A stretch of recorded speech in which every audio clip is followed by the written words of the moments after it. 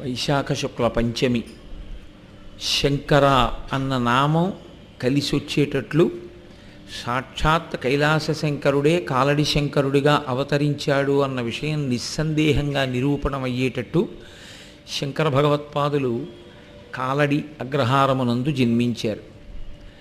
అగ్రహారంలో జన్మించినటువంటి వారి అది అవతారము అనగా ఒక ప్రయోజనము కొరకు వచ్చినటువంటిది.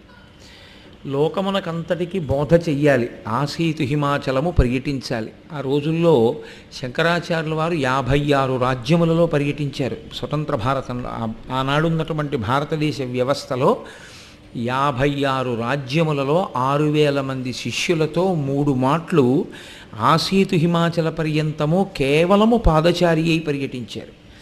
అది కూడా శంకరులు పర్యటన చేసిన సమయంలో శంకరాచార్యులు వారు వస్తున్నారని జయజయనాదం